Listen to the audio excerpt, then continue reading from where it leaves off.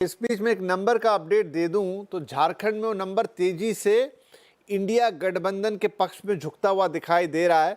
जहां पर वहाँ इंडिया गठबंधन 36 के आसपास पहुंच गया है और हाफ वे मार्क के आसपास भी आ जाएगा। देखिए 36 पर अभी जो है वो इंडिया गठबंधन है, 25 पर एनडीए है और अन्य के खाते में 63 सीटों के रुझान हमें मिल रहे हैं इस समय। लेकिन महाराष्ट्र की तस्वीर एकदम अलग है। महाराष्ट्र में आप देखिए तो महाराष्ट्र में जो महाविकास अघाड़ी है वो काफ़ी पीछे रह गई है इस वक्त महायुति के सामने, और ये डिफरेंस झारखंड में बहुत जल्दी क्लोज हुआ, लेकिन यहाँ पर बड़ा स्टार्क डिफरेंस है। तो महाराष्ट्र में 222 सीटों के रुझान इस समय हमारे पास आ गए हैं, जिसमें महायुति के पास 148 सीटों से ज़्यादा पर बढ़त है। बीजेपी 86 सीटों के साथ बड़े बढ़त के अंतर पे है। लेकिन देखिए एक इंटरेस्टिंग चेंज आ गया है महाविकास अघाड़ी में, जहां पर अब तीनों पार्टियों के नंबर लगभग ऑलमोस्ट सेम हो चले हैं। चाहे वो कांग्रेस हो, चाहे वो एनसीपी शरद पवार हो, चाहे वो उद्धव बाला साहब ठाकरे की शिवसेना हो, क्योंकि उसमें पहले पिछड़ापन था, 5 सीटों के आसपास वो नंबर अटका था, लग रहा था कि छोटे पार्टनर रह जाएंगे, लेकिन अब वो नंबर तेजी से आगे बढ़ा। इस समय अगर आप जो करंट ग्राफिक है वो देखें तो शिवसेना यूबीटी सबसे ज्यादा सीट लेने वाली पार्टी बन गई है महाविकास अघाड़ी के अंदर।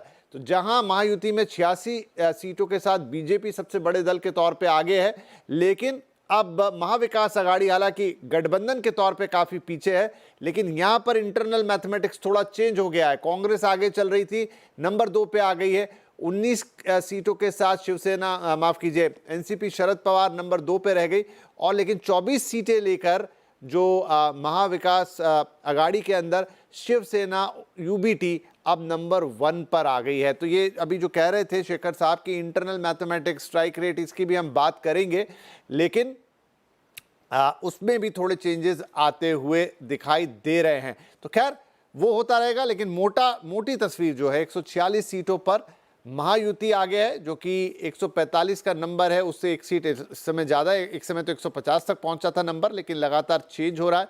और झारखंड में भी तस्वीर एकदम तेजी से बदली, जहां 37 सीटों के साथ अब एनडीए गठबंधन लीड कर रहा है।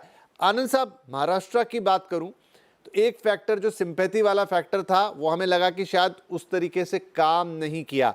एक फैक्टर ये था जो बीजेपी के अगेंस्ट में चला गया था लोकसभा के चुनाव में, कि अजीत पवार को लेकर लोगों में बड़ी नाराजगी थी, और अभी भी देखिए उन्होंने एक हल्की सी दूरी दिखाई। जैसे अभी शेखर साहब जिक्र भी कर रहे थे कि कभी बटेंगे कटेंगे पे उन्होंने अपना डिफरेंस दिखा दिया, तो थोड़ी दूरी भी दिखाई दी। दोनों में ऐसा लगा कि थोड़ा एक दूसरे से डिस्टेंस पे रहना चाहते हैं, लेकिन उतना नुकसान होते हुए नहीं दिख रहा। क्या लोगों की स्मृति से अब वो चीज़ चली गई, वो जो गुस्सा था वो बाहर हो गया, और उसको उन्होंने फैक्टर आउट कर दिया इस बार कि अजीत पवार है नहीं है, पार्टी टूटी नहीं टूटी, कोई प्रॉब्लम नहीं है? विपिन जी, एक तो बात स्पष्ट है कि महायुति और एनडीए जो भी आप कहें, उसने महाराष्ट्र में एक ज्यादा कोहेसिव फाइट की है। जैसा कि शेखर जी ने भी कहा कि जो 2024 का लोकसभा चुनाव था, उसमें सिंपैथी फैक्टर को, बिट्रियल ऑफ बाला साहब ठाकरे लेगेसी को मुद्दा बनाया गया था, और उसका फायदा उनको मिला था लोकसभा चुनाव के नतीजों में। वो शायद समय बढ़ते-बढ़ते वो फैक्टर उतना बड़ा फैक्टर रहा नहीं, और चुनाव के पहले ही जो सीटों को लेके एक जो मारामारी उनके बीच में हुई, उसका भी एक लोगों के बीच में मैसेज बहुत बढ़िया नहीं गया है। दूसरा एक लार्जर जो नैरेटिव मुझे बनता हुआ दिख रहा है कि आप 2024 के बाद और 2024 के बिल्कुल थोड़ा पहले भी आप देखें, तो जहाँ-जहाँ कांग्रेस पार्टी मेजर पार्टी रही है, लीड पार्टनर रही है, वहाँ बीजेपी की सरकारें बनती हुई ज़्यादा दिख रही हैं। चाहे वो 2023 का आप मध्य प्रदेश, राजस्थान, छत्तीसगढ़ देख लें, 2024 के बाद के चुनाव में आप हरियाणा देख लें, और महाराष्ट्र में भी कांग्रेस ही लीड पार्टनर रही है। जहाँ रीजनल पार्टी लीड पोजीशन में है, जैसे झारखंड में जेएमएम और भी जगहों पे पार्टियाँ रही हैं। दिल्ली में भी आप देखें, आपको एक एडवांटेज क्लियर कट मिलता रहता है बीजेपी के साथ फाइट में पिछले 3 चुनावों से। तो ये भी एक बड़ा चिंता का विषय कांग्रेस पार्टी के लिए होगा कि 2024 का चुनाव में जो एक बीजेपी का ग्रोथ रुकता हुआ दिखा, वो वापस बीजेपी ग्रोथ ट्रैजेक्टरी पे है। तो कुछ ऐसा हो रहा है उनके साथ कि बहुत इंस्पायर कॉन्फिडेंस वो नहीं कर पा रहे हैं, क्योंकि महाराष्ट्र में उनके पास 2 बड़े लीडर थे, रीजनल लीडर्स थे, जिनके पास एक लेगेसी थी और कांग्रेस पूरे कोalition को लीड कर रही थी, मगर एक साथ तीनों ही पार्टियों का परफॉर्मेंस बहुत अच्छा नहीं दिख रहा है। अभी के जो इनिशियल ट्रेंड्स, इसको इनिशियल नहीं कहेंगे, हाँ, अब तो करीब-करीब 2 घंटे हो रहे हैं। तो ये तीनों ही पार्टियों का परफॉर्मेंस एक्सपेक्टेशन से बिलो है महाराष्ट्र में। ये एक सेटबैक है उनके लिए, क्योंकि 2024 के लोकसभा चुनाव के बाद ये उनके खेमे में एक ऐसा एक्सपेक्टेशन था कि स्टेट के थ्रू वो पावर में आएँगे। डायरेक्ट अगर सेंटर में वो नरेंद्र मोदी लेड बीजेपी को चैलेंज नहीं कर पा रहे हैं उस स्केल पे, तो एटलीस्ट स्टेट्स में वो पावर गेन करेंगे और थ्रू स्टेट्स वो सेंटर की ओर आ सकते हैं। 2029 के चुनाव आते-आते उनकी स्थिति बेहतर होगी। जो करीब 100 लोकसभा सीटें इस बार उन्होंने जीती है, उसको वो बेहतर करेंगे। लेकिन जो स्टेट में नतीजे आ रहे हैं, चाहे वो हरियाणा में चुनाव के नतीजे रहे हैं या जो महाराष्ट्र में चुनाव के ट्रेंड दिख रहा है, वो बहुत एनकरेजिंग साइन उनके लिए नहीं है।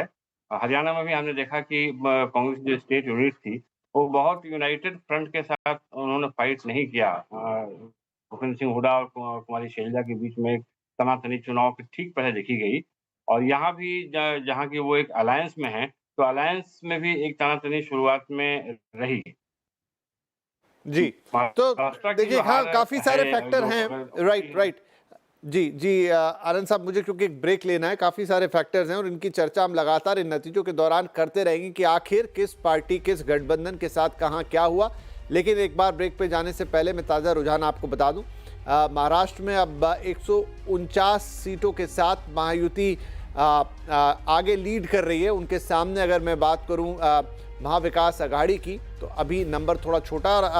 महायुति में भी देखिए 85 सीटों के साथ बीजेपी सबसे बड़ी पार्टी के तौर पर है, शिवसेना 35 और एनसीपी 27 सीटों के साथ है। लेकिन महाविकास आघाड़ी भी अब थोड़ी अपनी सीटों को बेहतर करने में कामयाब हुई है। 85 सीटों पर अब उसने अपनी लीड को बढ़ाया है, लेकिन अभी भी महायुति के मुकाबले काफ़ी पीछे है। लेकिन जो नंबर थोड़ा रुक सा गया था वो बढ़ता हुआ दिख रहा है। 85 सीटों पर अब महाविकास आघाड़ी आगे, और जिसमें 30 सीटों पर शिवसेना उद्धव बाला साहब ठाकरे, 31 सीटों पर कांग्रेस और एनसीपी शरद पवार 21 सीटों पर लीड कर रहे हैं। लेकिन झारखंड से नंबर इंटरेस्टिंग आ रहा है। इंडिया गठबंधन ऑलमोस्ट वहां पर अब मेजॉरिटी मार्क पे पहुंच गई है, ऑलमोस्ट हाफ वे मार्क पे पहुंच गई। मेजॉरिटी को आई थिंक वो क्रॉस कर गए और 40 के आसपास सीटें उनके रुझान में दिख रही हैं।